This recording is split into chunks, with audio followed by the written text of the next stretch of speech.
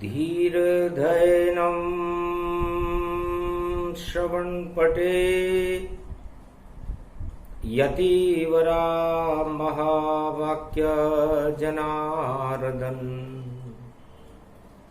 सच्चिदानंद त्वं शरणं ब्रजेश। यादवेन्द्रं दयादाता पुंडरीक्षा क्षीरसागर शयनं कमलनयनं नमस्तुते नमामि श्रीहरि। धैर्य से जिसको धारण किया जाता है, कर्णपटुओं से जिनका पान किया जाता है, ऐसे सच्चिदानंद भगवान श्री यादवेंद्र सरकार को मैं नित्य ही चिंतन करता हूँ, नमन करता हूँ, जिनको नमन करने से मंगलादि मंगल तो हो ही जाते हैं, साथ ही में बहुत बड़ा बल मिलता है मनुष्यों को। प्रथम वंदना गुरु की कीनी और कुमारी का क्षेत्र ही लीनी। दर्शन गुरु कोडेश्वर बाबा कमलेश्वर हैं जो सुर सब। कमल समान रूप जिनका वे भवतन माना जाता है। कमलासन पर विष्णु रहते बैकुंठ में पूजा जाता है। लक्ष्मी कमलासन पर बैठे विष्णु के चरण चापती है। वो नारायण विष्णु ही है जो देव शक्ति को धारती है। भानु सप्तमी पड़ गई शुक्ल भादो का मास। नारायण का हो गया देखो दिव्य प्रकाश। देव शक्तियां दर्शन को लालायित देखो खड़ी हुई। नारायण की दृष्टि साडू माता के घर पर पड़ी हुई। साडू माता एक बावड़ी में और स्नान करने को जाती है। एक कमल का फूल तैर रहा वहां पर रुदन बालक का पाती है। भानु सप्तमी का दिन था और साडू माता भोणा सरदारों के परिवार की शक्ति एक बावड़ी के अंदर कुमारिका क्षेत्र में स्नान करने को चली गई। ब्रह्म मुहूर्त में कमल का फूल उस बावड़ी कुंड में खिला हुआ और उस पर एक बालक बैठा जो सम्मोहन नारायण रूप बना। गोद उठा लिया बालक को साडू माता ताय और दिव्य स्वरूप नारायण जैसा और बालक रहा मुस्काय। गोद में हुलर हुलर हिल राय।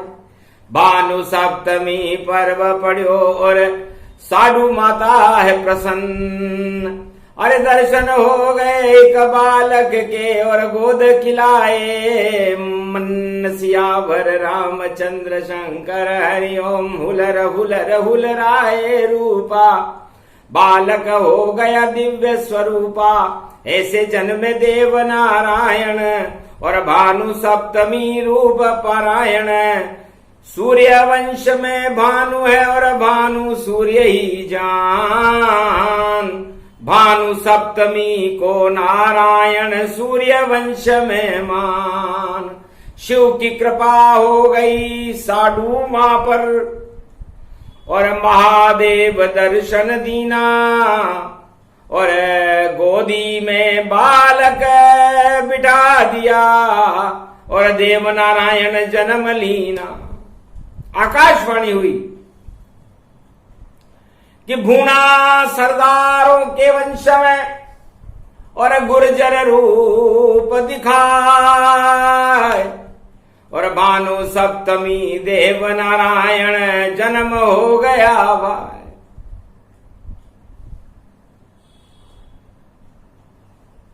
गोठा का गुजर मालवा में, राजस्थान में देवनारायण का जन्म हुआ। गोठा गुजर की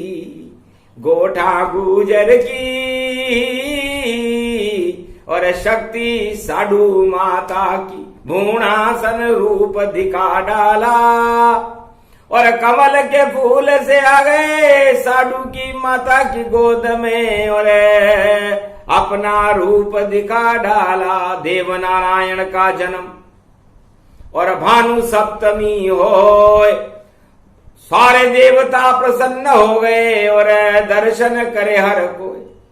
पूरे त्रिलोक की देव शक्तियां पुष्पक विमान लेकर के साधु माता के घर में देव नारायण भगवान के दर्शन करने आ गए।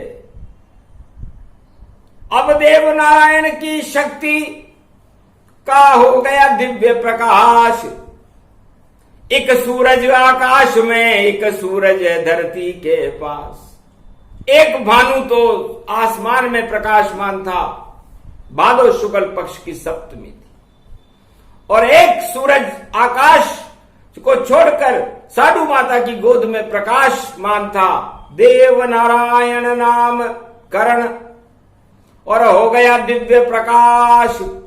और राणा मालवा उदयपुर के हो गए महानिराश, क्योंकि दोनों में थी दुश्मनी और जन्म गया रे एक लाल।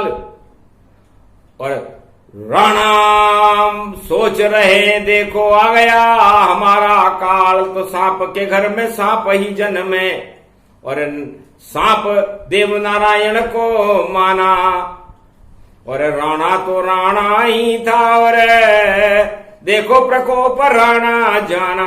राणा ने प्रकोप किया, गिरफ्तार कर लो इसे और कारागृह दो डाल। और कौन लाल जन्मा भूणा परिवार में, और निर्वंश करो तत्काल। हटा दो, समाप्त कर दो जीवन लीला। पर हानि लाभ जीवन मरण यश अपयश विधि हाथ, छह विशेष शक्ति सदा रखते हैं रघुनाथ। तो किसी का जीवन, किसी का मरना, किसी की हानि लाभ और जीवन मरण यश अपयश ये भगवान के हाथ में होते हैं, राणा राजा के हाथ में नहीं होते। पर राजा ने अपनी जितनी भी चालें और भूणा परिवार पे चल डाली, और सारी शक्ति राज शक्ति और अपनी इच्छा से कर डाली। जैसे कंस ने वसुदेव देव की के ऊपर देखो प्रकोप किया, और जेल में डाल दिया उनको, और वंश जन्म से ही रोक दिया। जो भी जन्मे बालक तेरे उसका मैं हूं काल। कंस मामा ने करी घोषणा, और जन्मे कृष्ण तत्काल। कृष्ण ने कहा रे कंस राजा, मथुरा के राजा, या भारत का कोई भी राजा हो या विश्व का कोई भी राजा हो, भगवान को जन्म लेने से कोई रोक सकता है क्या? ये तो तेरी चतुराई है, और तेरा काल केद में जन्मेगा, और तू तो मृत्युलोक मथुरा के राजमहल में कैद, और अपना अंत खुद कर लेगा। जिस दिन बुलाएगा शाम को और बलराम सहित आ जाए, और तेरे राजमहल में ही कंस तेरा काम तमाम कर जाए। और हुआ भी वही। भगवान कृष्ण को निमंत्रण देकर के मल्ल युद्धकार कुबलिया पीड़ हाथी के रंग महल में भगवान कृष्ण और बलराम को बुलाना कंस के लिए बहुत भारी पड़ा, जीवन का ही अंत हो गया। तो उदयपुर राणा ने मालवा में देवनारायण और साधु माता को किया गिरफ्तार और सारी प्रजा को बुलाया है। जिस वंश से हमारा बैर वही और वो देवनारायण पकड़ यहां आया है, यही हमारा दुश्मन है। सब दर्शन कर लो, जा इसको देख लो। और हमारे मालवा में यदि राणा से किसी ने दुश्मनी पाली तो उसका भी यही हाल होगा। उसकी मां और उसके पूरे परिवार को कारागृह में डाला जाएगा। तब कहा बालक ने हंस करके, और माता साडू घबरा ही गई और श्री कृष्ण का नाम जपने ही लगी और याद कृष्ण की आ ही गई। जैसे बढ़ाया चीर द्रौपदी वैसे प्रगटो भगवान, मेरे बालक की रक्षा करो संकट में इसकी जान। पूरा त्रिलोक थरथरा गया और विष्णु तक संदेश नारद ने पहुंचा ही दिया। तब कहा घबराने की कोई बात नहीं, खुद देव नारायण जन्मा ही गया। अरे नारद, चिंता की कोई बात नहीं, मैं नारायण हूं और यहां देव नारायण बनकर प्रकट हुआ हूं। पूरे त्रिलोक का राजा मैं हूं। ये राणा छोटा मोटा राणा है और इससे डर मुझे ना आए। और ये क्या मुझको कैद करेगा, इसको मैं शिष्य ही ले हूं बनाए, ये तो मेरा शिष्य बन जाएगा। इसे डरो नहीं, डर ही देखो, भगवान से दूर सभे करता है। और जो डरता है पापियों से तो वो अपने आप ही मरता है। तो पाप और अंधविश्वास और दानवता का खुलकर करो विरोध और अपने आप दानव मिटे और संकट हो सब दूर। सारे अवरोध और संकट को हटाने के लिए ही तो भगवान होते हैं। देव नारायण की भानु सप्तमी है और उसके बाद जो शक्ति आएगी वो आएगी वृषभानु लली, अष्टमी में पली। ये बनी थी त्रेता युग में जनक की लली। वो जनक बना वृषभानु यहां और सप्तमी में देखो अष्टमी पड़ी। और अब राधे जी की वाणी है, राधे का जन्म दिखाएंगे। और विष्णु की अर्धांगनी लक्ष्मी है, त्रेता में सीता बनाएंगे, द्वापर में राधा बनाएंगे। तो नंद के घर में जन्मे कृष्ण और वृषभानु के घर जन्मे वृषभानु लली। वो लक्ष्मी का ही रूप है, देखो बन गई। भारत में दो दो ये कली, एक कली सीता बनी और एक कली राधा बनी। और राधा तो नंद जी ने कह दिया तेरे घर में यदि लड़का उत्पन्न होगा और मेरे घर में लड़की उत्पन्न होगी तो हम दोनों संबंध स्थापित करके विवाह कराएंगे। पर उल्टा हुआ, पता चला वृषभानु को नंद के घर जन्मे श्याम, तो मेरे भी लड़की जन्मे तो हो जाए पूरा काम। तो राधा अष्टमी रविवार की और भानु जैसा तेज करे। कृष्ण पक्ष में भादों में जन्म गए कृष्ण और देखो शाम के रंग भरे। शुक्ल पक्ष में तेज चंद्रमा और देखो दिव्य प्रकाश करे। वृषभानु के घर जन्म गई लली और आधा आधा नाम धरे। तो आधे अंग से जन्मी, आधे अंग से कृष्ण है, आधे अंग से राधा। और नारायण और लक्ष्मी मिल गई द्वापर में पूरा वादा। तो राधा आधा जानिए, आधा अंग है श्याम। ऐसे जन्मे दोनों ही अष्टमी कृष्ण शुक्ल में मां। तो राधा तू बड़भागनी और शाम पे जादू चलाए। नीले नीले श्याम है और पीली राधिका माए। तो श्याम नीले रंग के हैं और राधे पीले रंग की है। नीला और पीला रंग जब बरसाने और ब्रजधाम में मिला तो हरा हो गया। हरी हरे हरी हो गई, हरियाली गति पाए, और वृंदावन की हरियाली जो ब्रज का धाम का। सारा ब्रजधाम ही हरा हो गया, हरि का स्वरूप हो गया। राधे उस प्रकृति बनकर उस हरियाली में लय हो गई। ऐसे राधा जी का जन्म है। तो पूरी कथा तो कल सुनाएंगे और भारत में राधा अष्टमी मनाएंगे। केवल मनती है ब्रजधाम में और भारत में कोई जान न पाएंगे। राधा अष्टमी वृंदावन और ब्रजधाम में 84 कोस की ब्रजभूमि में मनती है, बरसाने में मनती है। लेकिन भारत में ये त्योहार कम मनता है। बस यही चूक भारत वाले करते हैं।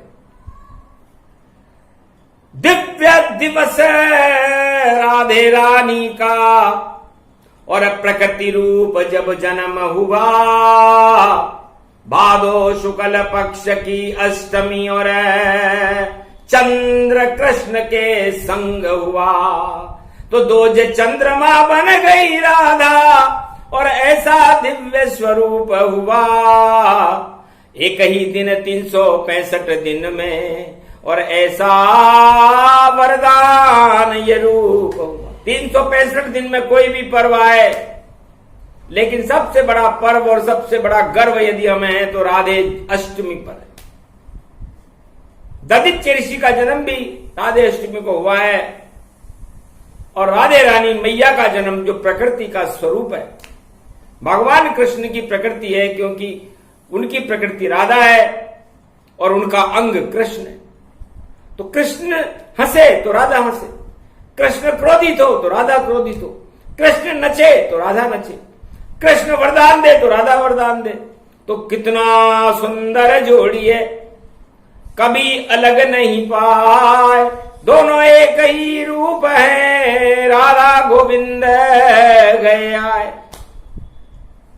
तो राधा अष्टमी को एक ही वस्तु राधा जी को पसंद है कि हर आत्मा जो भारत में सवार है, चाहे वो राजा हो या प्रजा हो या उद्योगपति हो या कोई भी अधिकारी हो, कुछ भी हो, किसी भी जाति और धर्म का हो, सत्य का प्रकाश अपनी आत्मा में करे और उस सत्य के प्रकाश के अंदर राधे मैया की प्रकृति को और गोविंद की छवि को देखे और जो उसके आत्मा में अंदर लक्ष्य हो राधे और कृष्ण के सामने रख दे तो उसी वक्त पूरा हो जाता है। ये समय केवल राधा अष्टमी के दिन होता है, अन्य दिन नहीं।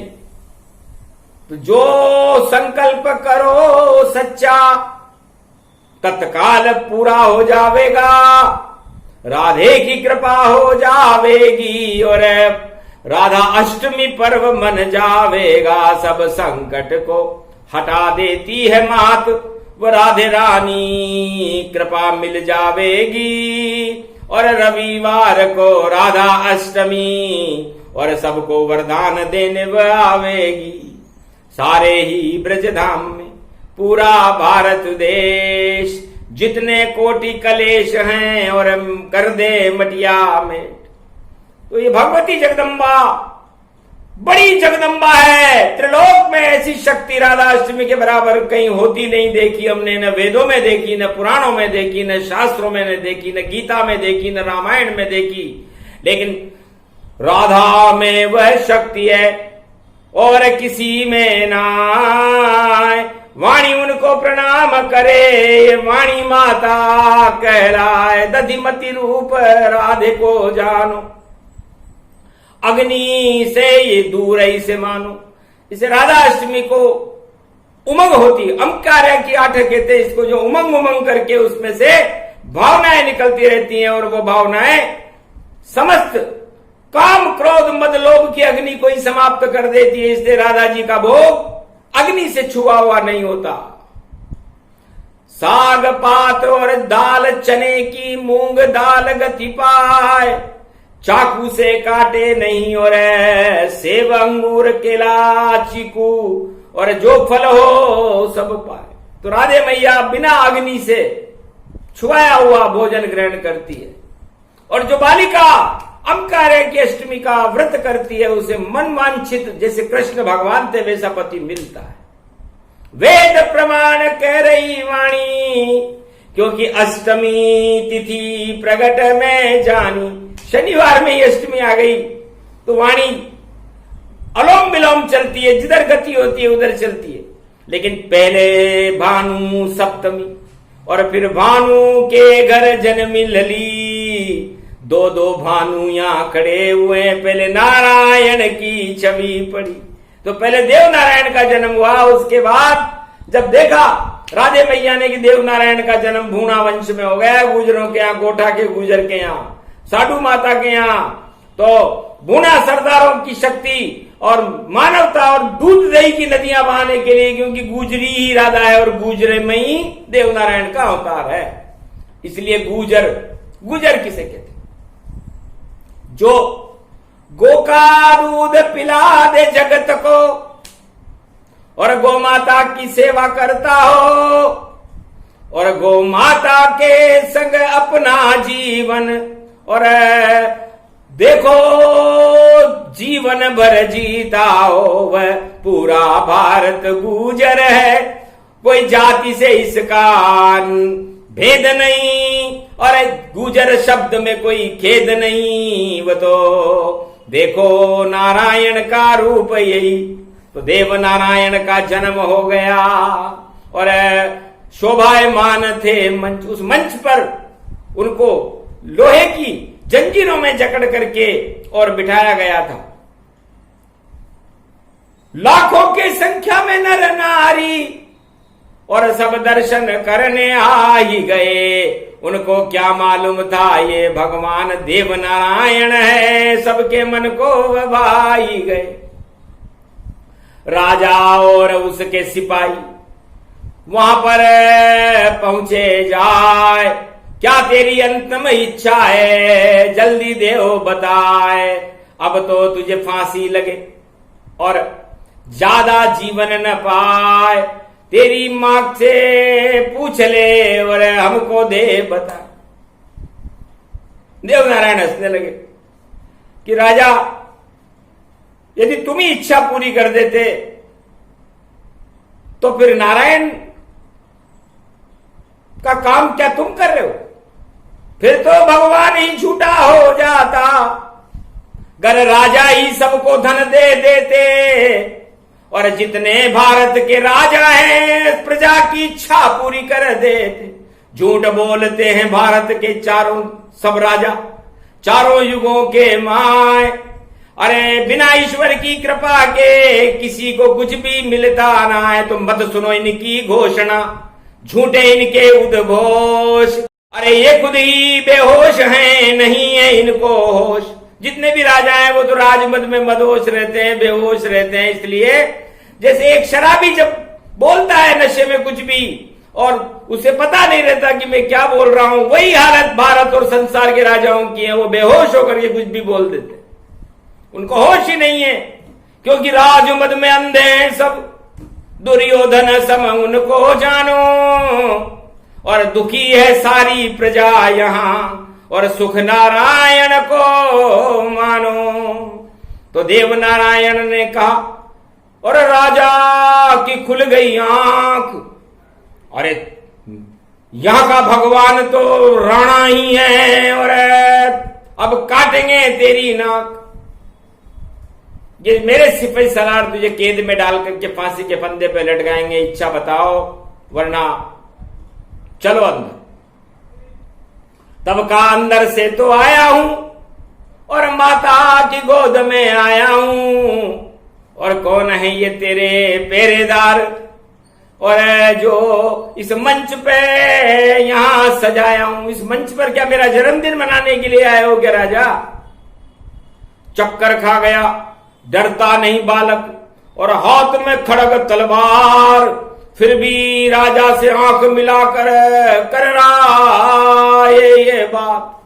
तो का राजा बिना मनाए मन गया और मेरा जन्मदिन आज, देव नारायण जयंती और बैंड बजे महाराज। मेरी इच्छा है महाराज कि आप 56 भोग इस मालवा में, इस उदयपुर नगरी में खिलाओ।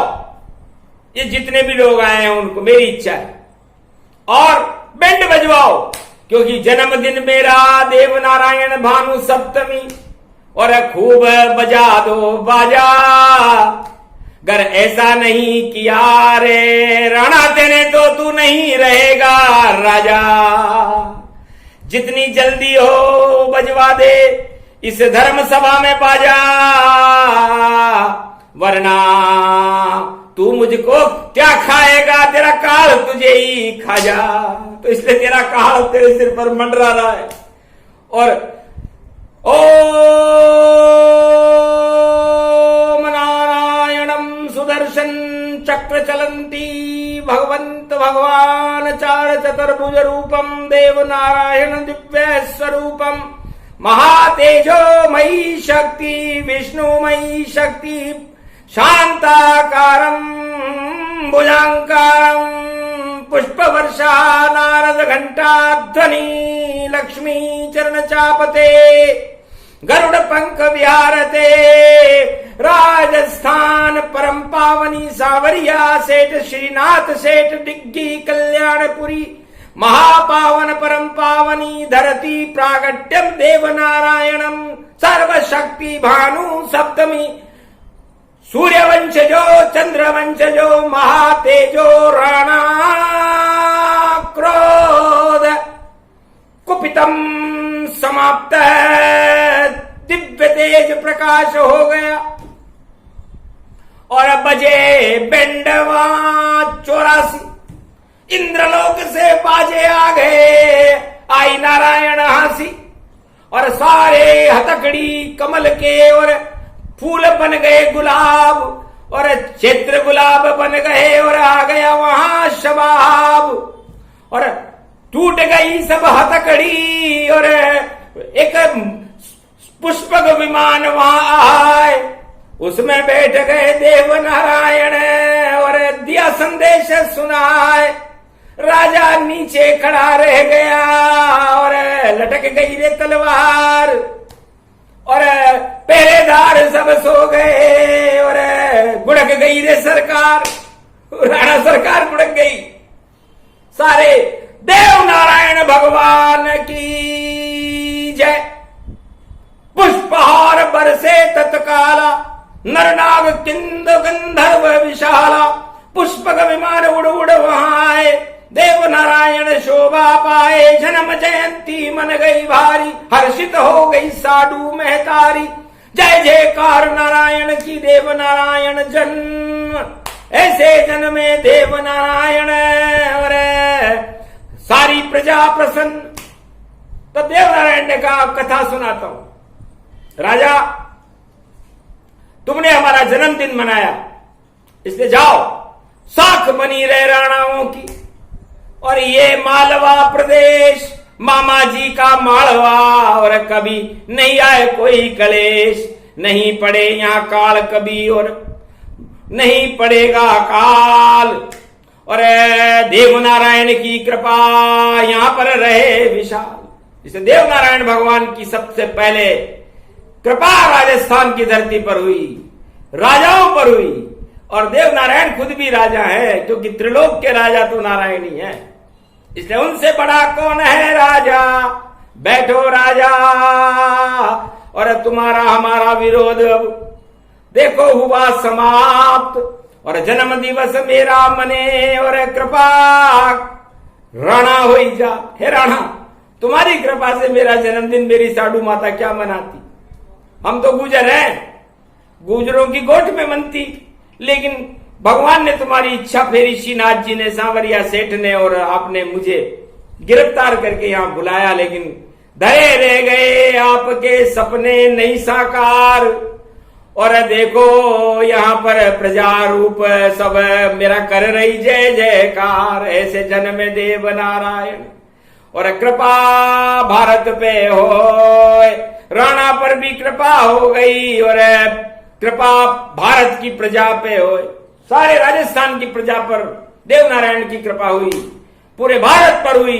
बैंड बाजे बजने लगे, उड़ंत स्त्रियों का वहां पर जमावड़ा लग गया आसमान में और देवनारायण का जन्मदिन बड़ी धूमधाम से मना। वो ऐसा जन्मदिन किसी का भी नहीं मना जैसा देवनारायण का मालवा की धरती पर मना। ये प्रसंग अति गुप्त था, परवाणी दिया सुनाए, और जो भी राजा प्रजा सुने उनके घर में बैंड बज जाए। जो भी श्रद्धा से इस देवनारायण भगवान के प्रसंग को भारत में कलयुग में वाणी के मार्गदर्शन में सुनेगा, उसकी जिंदगी बदल जाएगी, उसके ठाठ हो जाएंगे, दूध और दही की नदियां बहने लग जाएगी उस भारत देश में। और उनके खेतों में यदि देवनारायण का नाम ले देव अकाल पड़ रहा हो तो बरसात होने लग जाती है, अन्न धन की कमी नहीं रहती, सीमाएं सुरक्षित हो जाती हैं, सेना को बल मिलता है, जय जवान और जय किसान के नारे लगने लग जाते हैं, और गो पालकों में तो खुशियों की लहर दौड़ने लगती है। कोई गाय 1 किलो दूध दे रही है कलयुग में, आज से 100 किलो देगी। इसलिए अजब गजब रिद्धि सिद्धि के भर गए देवनारायण भंडार, और कथा कहने लगे सुनो राजा सरकार। हे राणा सरकार बैठो। एक कुर्सी वहां आ गई, बैठे राणा तत्काल, और कथा सुनाने लग गए देवनारायण। ये राजस्थान विशाल, हे राजा ये राजस्थान है और उदयपुर, और उदय हो रहा है यहां पर नारायण का सूर्य, इसलिए तुम्हारा वंश सूर्य वंश है। तो सूर्य वंश का ये सितारा, इस राणा परिवार का सितारा कभी अस्त नहीं होगा, क्योंकि सूर्य वंश में ही देवनारायण पैदा हुए हैं। और यदि तुम मुझे गिरफ्तार नहीं करते और इस मंच पर नहीं लाते तो देवनारायण यहां क्या करने आते। तो देवनारायण का जन्मदिन मनाया रे राणा उदयपुर तेने, तो तेरे वंश की तूती बोलेगी रे। देखो राजस्थान में तो राजस्थान के सब राजाओं के हो जाएगी मौज, राज करेंगे ये भारत में और नहीं बनेंगे बोझ, क्योंकि सबसे बड़ा राजा देवनारायण। और देखो मंच पे आए, और राजस्थान में नारायण का स्थान देवनारायण बन जाए। तो घर घर में राजस्थान में देवनारायण के मंदिर और देवरे बनेंगे, और उन देवरों की जो पूजा करेगा देवनारायण का नाम भी लेगा, उसके मौज हो जाएगी जैसे गुजर की गोठा में। और हे राणा तेरा भी कल्याण, क्योंकि कथा सुनाऊं बाद में, अभी तो जन्मा बालक ताय, अब तो काम मेरा एक ही है, सबको भक्त बनाए। ये सारे मेरे भक्त बन जाएंगे, और फिर मेरे वंश में जो भूणा सरदार है इनको घमंड होगा, वरना इनकी दृष्टि दौलत है। गुजरों को हमने दृष्टि दौलत दी थी, लेकिन गुजरों ने अपनी अहंकड़ी से और अपने अहंकार से अपने आप को ही समाप्त कर लिया और आपस में ही लड़ मर के मर गए। इसलिए शांति का संदेश देने आए थे गुजर वंश में देवनारायण भगवान, और कर गए सारे भारत का और राणा और गुजरों का कल्याण। पर जिसमें आता अहम अति भारी, और मती जाती है उसकी मारी। तो भूणा सरदारों की मती और कुमति फैल गई जाए, नाम निशान मिट गया और आपस लड़ जाए। इसे जिनके पास ज्यादा धन होता है, ज्यादा पद होते हैं, तो उनको घमंड हो जाता है, और कुमति आने के कारण वो अपने आप ही नष्ट हो जाता है। यादव वंश का भी यही हाल हुआ, गुजर वंश के भूणा सरदारों का भी यही हाल हुआ, रावण वंश का भी यही हाल हुआ, दुर्योधन के वंश का भी यही हाल हुआ। लेकिन गोप और ग्वाल आज भी भगवान को करते हैं प्रेम, और गैया कृष्ण चराते हैं, और राधे जी के संग में देखो जमुना पे रास रचाते हैं। तो भानु सप्तमी राधे अष्टमी जुड़ गई कथा ये दोनों, और सोना चांदी बरस रहा है, भर लो झोली खोलो। तो राधे सोना बन गई और चांदी बन गए श्याम, सोना चांदी लुट रहा आज ये कलयुग पावन धाम। तो कलयुग में माखन और मिश्री जहां लूटती थी राधा और गोविंद के जन्म पर आज सोना चांदी लूट रहा है। ये पहली बार ऐसा हुआ। और कृपा करी रे भगवान, जो भी सुने ये कथा प्रसंग, भानु सप्तमी राधाष्टमी का तो सोना चांदी मान। तो सोना नहीं राधा रखो अपनी तिजोरी माए, और चांदी नहीं श्री श्याम को देव तिजोरी बिठाए। और कैसी तिजोरी है वह, उसको देव नारायण बताए। आत्मा की तिजोरी में भर लो रे भैया, राधे गोविंद देव नारायण को तो कोई नहीं चुराए, क्योंकि आत्मा दिखेगी नहीं। राधा कृष्ण और देव नारायण की छवि दिखेगी नहीं, तो इन्हें चोरी कौन करेगा। तो सबसे सच्चा सोना चांदी और चाबी दई घुमाए, और तिजोरी आत्मा इसमें बंद कर लो सब जाए। नैनों में राधा बसे, नैनों में बस गए श्याम, आत्मा में देव नारायण बसे, तो वाणी लेत विराम। ये प्रसंग जो भी सुने, और मंगल रूप प्रसंग, श्याम और राधा और देव नारायण के बरसे भारत में रंग। वाणी पर भी कृपा हो गई, और देव नारायण हाथ, राधे गोविंद साथ में, और राधे मेरी मात। वाणी राधे मैया है, और शब्द है यहाँ श्री श्याम, और नारायण की जिह्वा पे, और वाणी नाम तमाम। तो 4 वेद 6 शास्त्र और 18 पुराण, वाणी के मुख से निकले, और पूर्ण करे सब काम। बोलो राधे गोविंद की जय, देव नारायण भगवान की जय, आज के आनंद की जय।